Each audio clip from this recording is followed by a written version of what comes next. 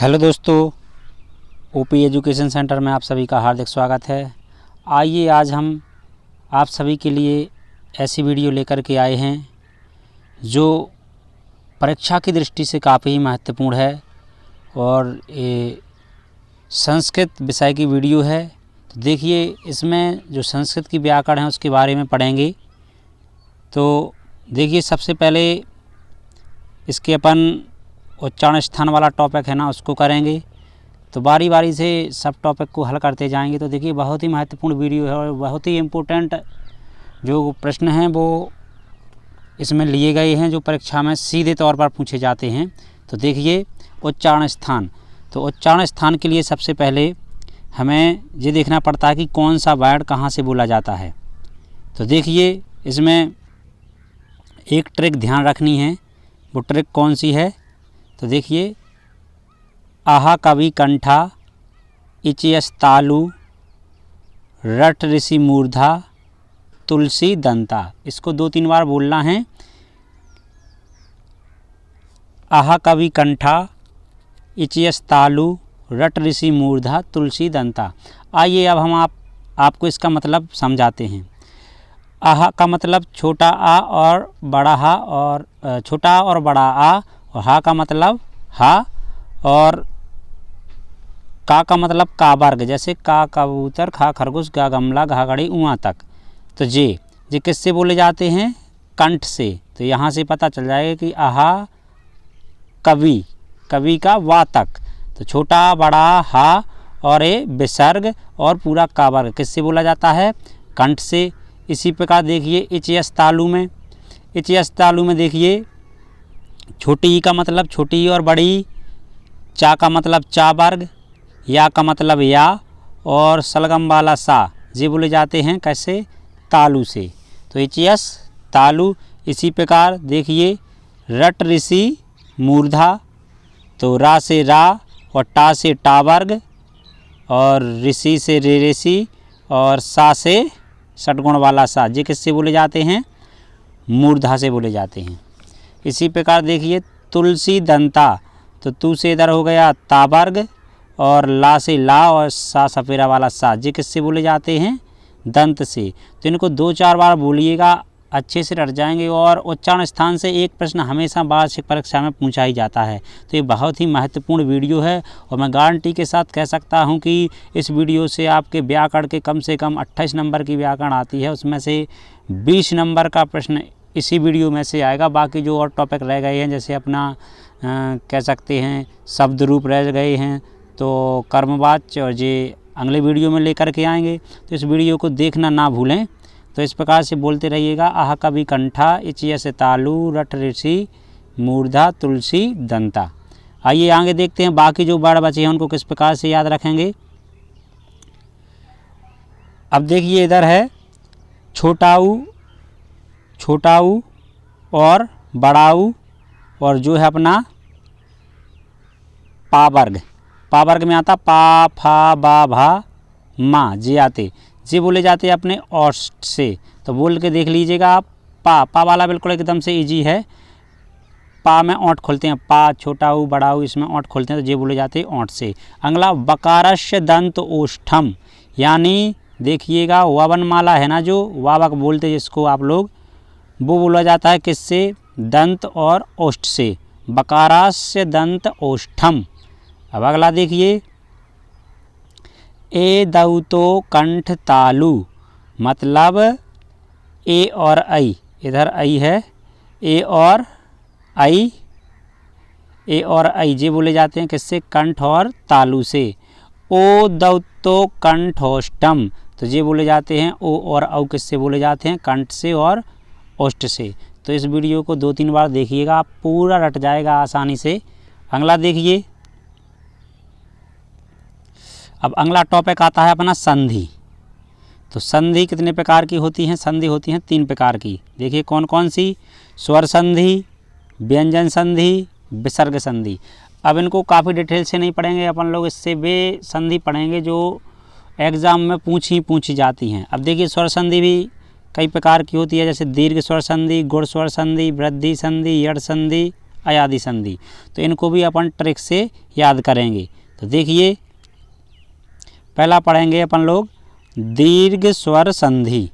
दीर्घ स्वर संधि पहचान कैसे करेंगे कि दीर्घ स्वर संधि है इसमें। तो देखिए जब भी आपको संधि में बड़ा की मात्रा, बड़ी की और बड़ाऊ की और रेरेसी की मात्रा दिखाई दे तो वहाँ कौन सी संधि होगी आपकी, वहाँ संधि होगी आपकी दीर्घ। जैसे देखिए विद्यालय, जैसे इस प्रकार से संधि पूछी जाती है कि विद्यालय में कौन सी संधि है।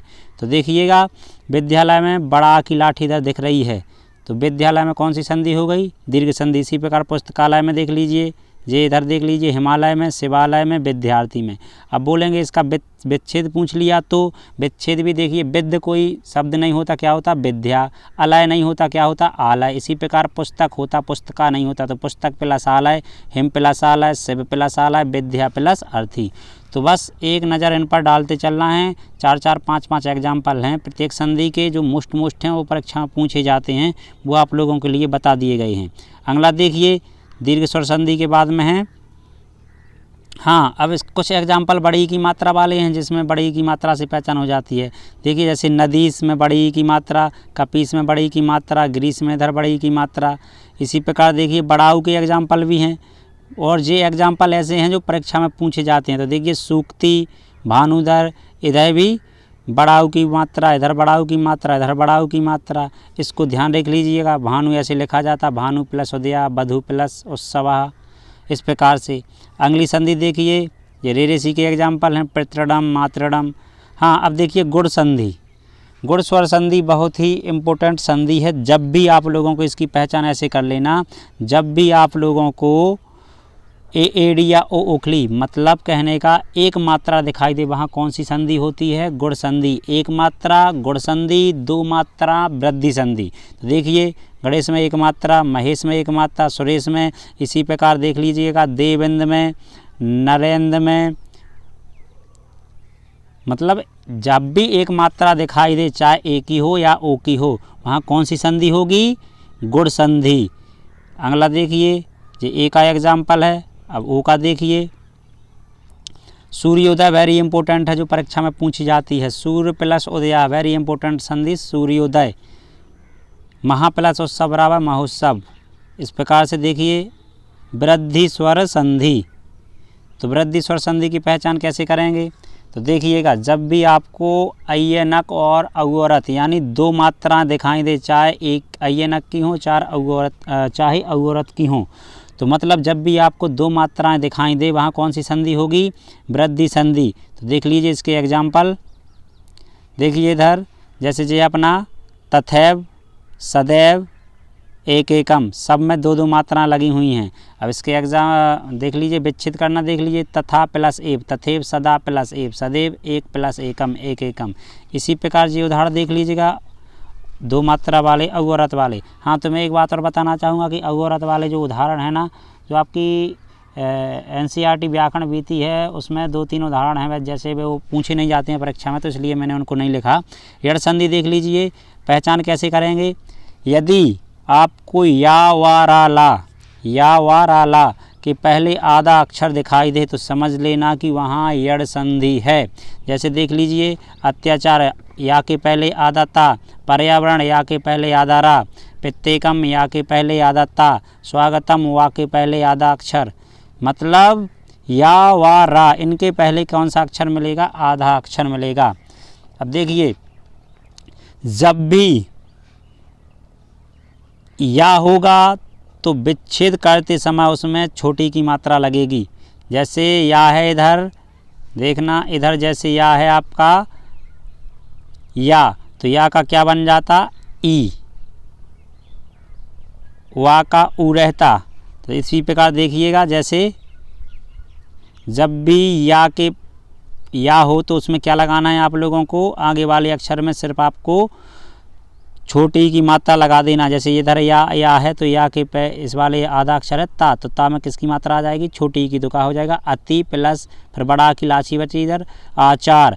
मतलब कहने का जैसे सीधी बात है, ज़्यादा रटने की ज़रूरत नहीं है आप लोगों को, इतने उदाहरण देख लीजिएगा आराम से पेपर में बन जाएगा। परि प्लस आवरण पर्यावरण, प्रति प्लस एकम प्रत्येकम, मतलब आपको आधा अक्षर दिखाई देगा, समझ जाना कौन सी संधि है, यड़ संधि। इसी प्रकार आगे देखिए अयादि स्वर संधि, अयादि स्वर संधि में मिलेंगे आप लोगों को ये अक्षर अय, आओ, आय, आओ। जब भी आपको ऐसे दिखे कि जैसे सैनम तो अय आ रहा, कौन सी संधि है? अयादि। अव भावनम, कौन सी संधि है? अयादि। तो इस प्रकार से, वैसे अयादि से शायद क्वेश्चन नहीं पूछा जाता, तो ये एग्जाम्पल हैं 2-3 अयादि के, देख लीजिए इनको। इसी प्रकार देखिए अब व्यंजन संधि, वेरी इंपॉर्टेंट। जितने भी एग्जाम्पल हैं बहुत ही इंपॉर्टेंट हैं, जो पिछले 4-5 वर्षों में आए हुए हैं उनसे लिए गए हैं। तो देखिए बाक प्लस ईसा होता बागीसा, जगत प्लस ईसा जगदीसा, सत प्लस जना सज्जना, उज्ज्वलम, और तत् प्लस लीना तल्लीना। ये किसके उदाहरण हैं? व्यंजन संधि के। बिल्कुल इतना इम्पोर्टेंट वीडियो है आप सभी के लिए कि आप भी परीक्षा देने के बाद आएंगे और देखेंगे तो लगेगा कि हाँ था कुछ वीडियो। अब देखिए विसर्ग संधि, विसर्ग संधि के उदाहरण देखिए, जैसे नमः प्लस ते नमस्ते, नमः प्लस कारः नमस्कारः, मनः प्लस रथः मनोरथः मनोहर। ये विसर्ग संधि के जो एग्जाम्पल हैं जो परीक्षा में पूछे जाते हैं। अगला देखिए, अगला टॉपिक कौन सा है? इस प्रकार संधि का टॉपिक आपका खत्म हुआ। अब देखिए समास। तो आप लोगों को पता होगा कि समास कितने प्रकार के होते हैं? 6 प्रकार के होते हैं। देखिए कौन कौन से? अव्ययी भाव समास, तत्पुरुष समास, कर्मधारय, दीर्घु, द्वंद्व और बहुब्रीहि। तो अब देखिए अव्ययी भाव समास की पहचान कैसे करेंगे? जिस भी समास का पूर्व पद यानी पहला पद उपसर्ग या अव्यय हो, कैसा हो? उपसर्ग या अव्यय हो, वहाँ कौन सा समास होगा? आपका अव्ययी भाव समास। तो देखिए इसके उदाहरण हैं अव्ययी भाव समास के। यथाशक्ति ये अव्यय है, अनु उपसर्ग है, उप उपसर्ग है, प्रति उपसर्ग है। हाँ, और अगर किसी भी नदी का नाम हो और उसके पहले संख्या हो तो वो अव्ययी भाव समास कहलाता है। और इधर भी उपसर्ग है निर। तो देखिए उपसर्ग और अव्यय दिखाई दे जब भी, तो पहली बात मैं आपको बता दूं कि इतने एग्जाम्पल देख लेना, बाकी का कुछ ध्यान मत रखना, इन्हीं में से आएगा पेपर में। यथाशक्ति, अनुरूपम, उपगंगम, निर्मक्षिकम, पंचगमगम, प्रत्येकम, ये किसके उदाहरण हैं? अव्ययी भाव समास के। इसी प्रकार देखिए तत्पुरुष समास के। तत्पुरुष समास में उत्तर पद प्रधान होता है। तो देखिए इधर भूतबली, दानपात्रम, चौरभयम, राजपुरुष। राजपुरुष वेरी इंपॉर्टेंट लगा लीजिए। राजपुरुष कौन सा समास है? तत्पुरुष समास। इसी प्रकार कर्मधाराय, कर्मधाराय में विशेषण विशेष होता है। इसमें कैसा कैसी प्रश्न कर लेना, आपका उत्तर निकल आएगा। जैसे कुराजा, कैसा राजा? कुराजा। सुपुरुषा, कैसा पुत्र? सुपुरुष, कैसा पुरुष? सुपुरुष। तो इधर महाराजा वेरी इंपॉर्टेंट है। महाराजा में कौन सा समास है? कर्मधाराय। और घनश्याम, ये दोनों समास इधर से वेरी इंपॉर्टेंट हैं, महाराज और घनश्याम। ये आपके कर्मधाराय के 2 समास वेरी इंपॉर्टेंट हैं। इसी प्रकार देखिएगा दीर्घु समास। दीर्घु समास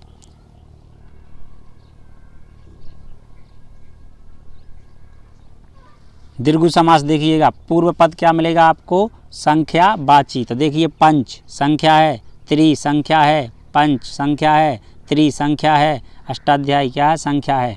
तो ये आपके एग्जाम्पल हैं। इसी प्रकार अगला समास देखिएगा द्वंद्व समास। तो इस समास के दोनों पद प्रधान होते हैं। जैसे पितरऊ आ जाएगा, पितरऊ में कौन सा समास है? द्वंद्व। जैसे माताचा पिताचा, राम लक्ष्मणऊ, सीतारामऊ, पाणिपादम, ये द्वंद्व समास के उदाहरण हैं। अब देखिए आगे बहुब्रीहि समास। बहुब्रीहि समास में अन्य पद प्रधान होता है। किस प्रकार? इसके उदाहरण देख लीजिएगा। जैसे चतुर्भुज, भगवान विष्णु, मतलब आपको किसी दूसरे की छवि आकृति आपके चेहरे पर आपके दिमाग में चलती रहेगी। जैसे चंद्रशेखर, चांद है जिनके सिर पर अर्थात शिव। दशानन, 10 हैं आनंद जिनके, रावण। पीताम्बर, पीले अंबर कौन पहने हुए? श्री कृष्ण। तो इस प्रकार से आपका समास वाला टॉपिक खत्म हो गया है। अब देखिए आइए उपसर्ग। उपसर्ग संस्कृत में 22 होते हैं। देखिए वे कौन कौन से हैं? प्रा वेरी इंपॉर्टेंट है। प्राचार में कौन सा उपसर्ग है? प्रा। आप लोगों को उपसर्ग ध्यान रखना। बाकी जैसे आपको प्राचार आ गया तो आप लोग देखेंगे कि मैंने प्रा, छोटा प्रा है ना, वो पढ़ा है उपसर्ग में, तो छोटा प्रा लगाएंगे, बड़ा प्रा नहीं लगा देना। इसके बाद में प्रति, प्रत्येकम, परा, पराधीन, पराजयते, इनमें से आप लोगों को स्पष्ट दिख रहा है परा परा। जैसे पर्यावरण में क्या होगा? परि। जे इधर अपी अलग से दिख रहा है उपसर्ग। अभ्यागत में देखो या के पहले आधा अक्षर है तो या का ई हो जाएगा, तो क्या हो जाएगा? अभी। इसी प्रकार और देखिए अधि, अति, अनु, अब बी से बी उपसर्ग से क्वेश्चन पूछे जाते हैं, जैसे बी जयते, बी हरती, विहार, विहाय, ये उपसर्ग हैं। हाँ, अगर आदाय या आकंठम आ गया तो उसमें आंग उपसर्ग होता, नहीं तो तुम लोग आ लगा दो। संस्कृत में कोई आ उपसर्ग नहीं होता, कौन सा होता? आंग। इसी प्रकार संस्कृत में देखिएगा, संस्कृत में देखिएगा आपको लग रहा है सन, सन होगा इसमें उपसर्ग, लेकिन सन उपसर्ग नहीं होता। क्या होता उपसर्ग? उपसर्ग होता है आपका सम। इसी प्रकार अगला उड्डयते, तो उड्डयते में आप लोगों को इसमें दिखाई नहीं दे रहा होगा कि उत है, लेकिन संस्कृत में उपसर्ग उत होता तो लिखना उत। इस प्रकार निर्निस दुर्दुस, कभी भी षटगुण का सा आ जाए बीच में या सीटी का सा आ जाए सलगम वाला, तो उसमें भी उपसर्ग करोगे तो सपेरा वाला दुस करना, और इधर ही सपेरा वाला निस, सा होगा इधर। इसी प्रकार आप लोगों का ये टॉपिक ख़त्म है।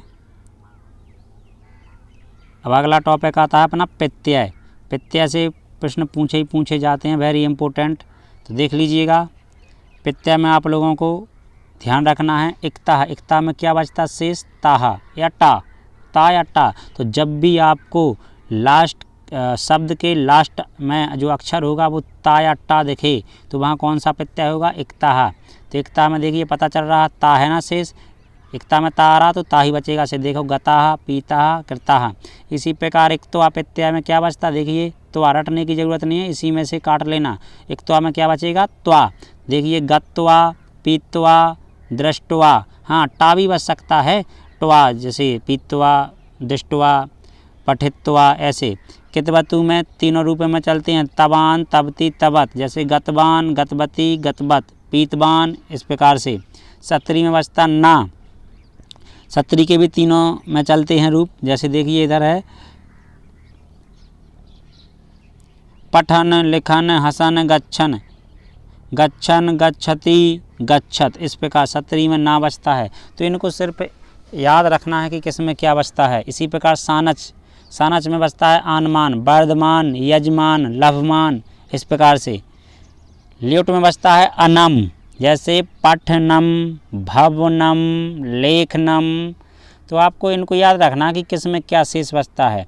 तो देखिए कुछ प्रत्यय तो ऐसे हैं जो उसी शब्द में से दिखाई देता कि इसमें ता, इसमें त्वा, इसमें ता, बा, तबान, तबती, तबत। सत्री का ध्यान रखना पड़ेगा, सानच का ध्यान रखना पड़ेगा। ल्युट का, ल्युट में अनम, तो इसका भी ध्यान रखना पड़ेगा क्योंकि इसमें कोई शब्द नहीं है जो अनम जैसा आ रहा हो। लेप में बचता बीच वाला या, पहले उपसर्ग जरूर मिलेगा, जैसे आ उपसर्ग है, देखिए बीच में धातु है और लास्ट में तुम्हारा या है। इसी प्रकार देखिए वेरी इंपॉर्टेंट है आपका टाप प्रत्यय, इसको स्त्री प्रत्यय भी कहते हैं। देखिए जैसे इसमें बचता टाप में आ, जैसे बाला, देखो पिछाई बड़ा की लाठी, शिक्षिका में पिछाई बड़ा की लाठी, और इधर बालका में भी बड़ा की लाठी, इधर देखिए गायिका में भी बड़ा की लाठी। इसी प्रकार देखिए तुमुन, तुमुन प्रत्यय में बचता, देखिए तुमुन में तुम्हारा, तो तुम बचता गंतुम, द्रष्टुम, दातुम, तुमसे समझ जाओगे पीछे इस प्रकार के शब्द आएंगे कि तुमुन में कौन सा प्रत्यय, गंतुम में कौन सा प्रत्यय है, इस प्रकार से पूछे जाएगा तो आप लोग आसानी से ढूंढ लोगे। तब्यत में देखिए क्या है इधर तब्य, तो तब्य शेष बचेगा गंतव्यम, पठितव्यम, लिखतव्यम। अनियर में क्या बचेगा? अनिय। तो देखिए ऐसे प्रत्यय हैं जो उसी शब्द में से निकल रहे हैं। पठनीयम, तो तुम लोगों को पता चल जाएगा कि अनियम, इस प्रकार से आप लोगों को पता चल जाएगा। निबुल में क्या बचेगा? अकाहा, तो देखिए पाटकाहा, पाचकाहा। इक्तिन में क्या बचेगा? ती, तो जैसे ये हो गया तो आपका श्रुति। अगला टॉपिक अव्यय, तो अव्यय देखिए कुछ अव्यय हैं जो ऑप्शन में पूछे जाते हैं संस्कृत में कि इसमें से कौन सा अव्यय नहीं है। इस प्रकार से क्वेश्चन पूछेगा तो ध्यान रख लेना। कुत्र, चा, तत्र, सर्वत्र, इसी के साथ में एक और जोड़ देता वो पुत्र, लिख देता कि इसमें कौन सा अव्यय नहीं है, और बच्चे लगा देते कुत्र पर या तत् पर, जबकि कौन सा नहीं है अव्यय आपका? पुत्र नहीं है। और बाकी स्वा, सने, सने, अथवा, तो इतने अव्यय इनको ध्यान रख लेना। एकदा, कदा, एव, सर्वत्र, यदा, यत, तथा, तत्र, चा, कुत्र, अथवा, ये आपके अव्यय, इनको ध्यान रख लेना। इन्हीं में से आप लोग छांट लोगे कि कौन सा नहीं है। अगला आ गया आपका लकार, तो संस्कृत में आप लोगों को पता है लकार 10 होते हैं, लेकिन मुख्य रूप से जो पढ़े जाते हैं वो कितने? 5। अब प्रश्न ऐसा आता है कि लट लकार को कौन सा काल कहा जाता है? इस प्रकार से तो देखिए लट, लट लकार को कहा जाता है कौन सा कार? वर्तमान काल। कौन सा काल कहा जाता है? वर्तमान काल। और जो लिरिट है, लिरिट इधर ऐसी होगी लिरी, उसको कहा जाएगा भविष्य काल। तो देखिए लट लकार, तो वर्तमान समय में लट से अपन को एडिट करना है लठ, लट लकार। तो वर्तमान समय में जब लड़ाई किसी से हो जाती है तो क्या घलते हैं? डंडे बोले तो लठ घलते हैं। तो वर्तमान काल को कौन सा लकार कहेंगे? लट लकार। या लट लकार को कौन सा काल कहेंगे? वर्तमान काल। तो देखिए इसमें 3 पुरुष होते हैं, 3 वचन, एक वचन, द्विवचन और बहुवचन ये होते हैं। तो इनको याद कैसे रखेंगे? प्रश्न पूछेगा कि पठती इस्मिन् पदे कौन सा लकार है, तो इसमें इस प्रकार से पूछेगा कि मध्य आम ना में भी पूछ सकता है इसमें कि मध्यम पुरुष एक वचन है, तो आपको आम या ना बताना पड़ेगा। तो इसके लिए आपको याद रखना है ती ताहा अंति, जे आपको याद रख लेना बस।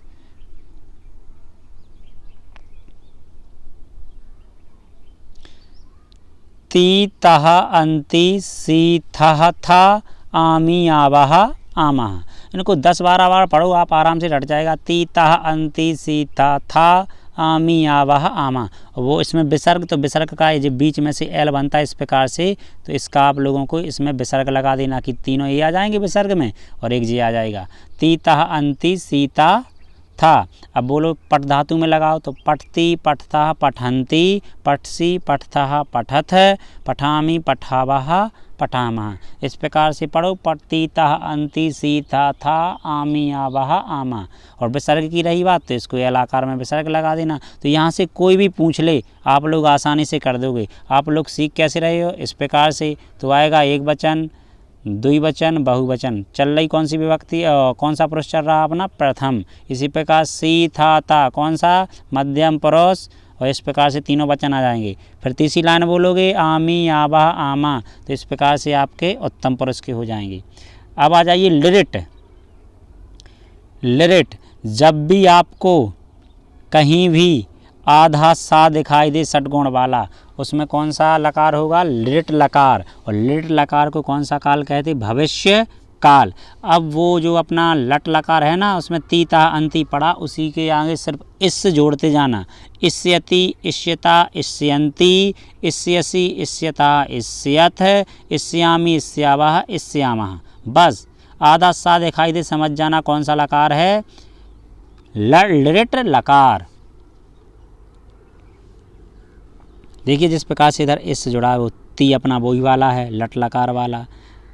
तहा ती तहा, इधर अंति सी थहा था, आमी आवाह आमाह। इसमें सिर्फ इस जोड़ते जाना है। अगला है आपका लंग लकार। तो लंग यानी अपन बोलते शटर, जो गेट रहते हैं उनकी शटर को बोलते लंगर। तो लंग से समझ जाएंगे आप कि जब लंगर कब लगाते या शटर कब लगाते? जब क्या आ जाए? भूत आ जाए, तो अपन लोग क्या लगा लेते हैं? लंगर। तो जब भी आपको शब्द के पहले छोटा आ दिखाई दे तो समझ जाना कौन से लकार का है?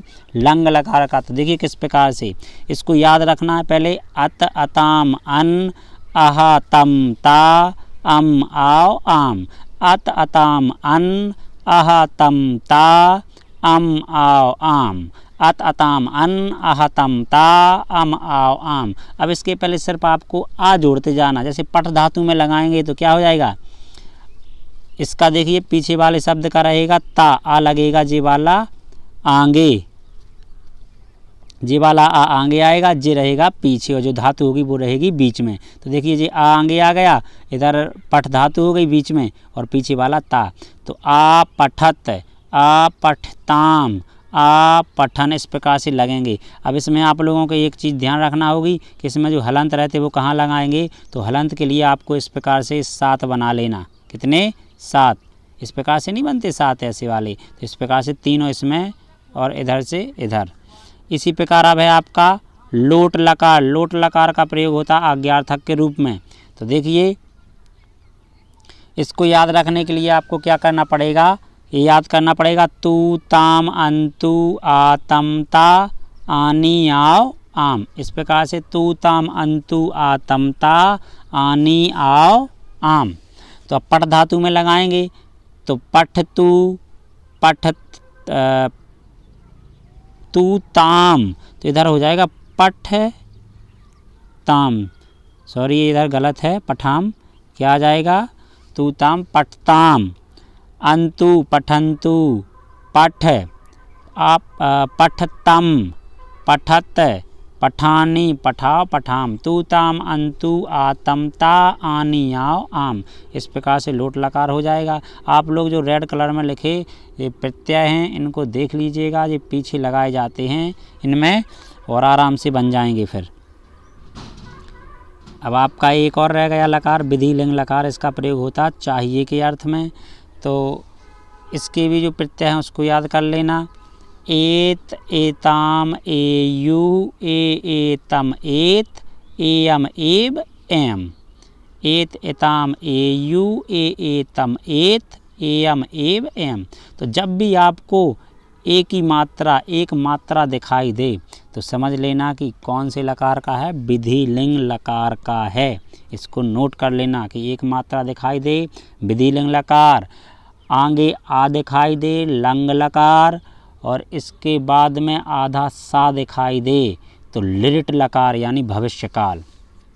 देखिए एक ही मात्रा लगेगी, जिस धातु का अपन लोग बनाएंगे ना तो उसी में लगेगी। जैसे पट का बना रहे तो पठेत, पठे ताम, एताम आ रहा, पठे ताम, पठे यू ये यू, पठे। इस प्रकार से इसमें हलंत आएगा आपका इस प्रकार सी की आकृति में, सॉरी सी नहीं होता, इस प्रकार से डी होता है, तो इस प्रकार की आकृति में आएगा। यहाँ पर ध्यान रख लेना कि इधर दो बीच में हलंत है, इधर भी है और इधर भी हलंत। तो एत एताम एयु एतम एत एयम एब एम। तो इस प्रकार से आप लोगों को आशा है कि आपको वीडियो पसंद आया होगा। वीडियो पसंद आया तो हमारे चैनल ओपी एजुकेशन सेंटर को आप लाइक करें, शेयर करें और सब्सक्राइब करें। मिलते हैं अगली वीडियो के साथ, और आपको अब विभक्ति वाली जो वीडियो है वो जल्द से जल्द मिलेगी इसमें, और वाक्य भी मिलेंगे। आप लोग इनको नोट कर लीजिएगा। ये पूरा संस्कृत का सार है जो बिल्कुल एग्ज़ाम में पूछा जाता है। इसमें से देख लेना आपको कम से कम 20 नंबर का, और इसके बाद जो वीडियो आएगी उसमें से 8 नंबर का, तो शायद 28 नंबर के क्वेश्चन जो आपके सही विकल्प के रूप में आते हैं या ऑप्शन के रूप में आते हैं कह सकते हैं अपन लोग, तो वो इसी वीडियो से आप लोगों को देखने के लिए मिलेंगे। आशा है कि आप सभी को वीडियो पसंद आ रहा होगा। धन्यवाद दोस्तों, मिलते हैं अगले वीडियो के साथ। जय हिंद, वंदे मातरम।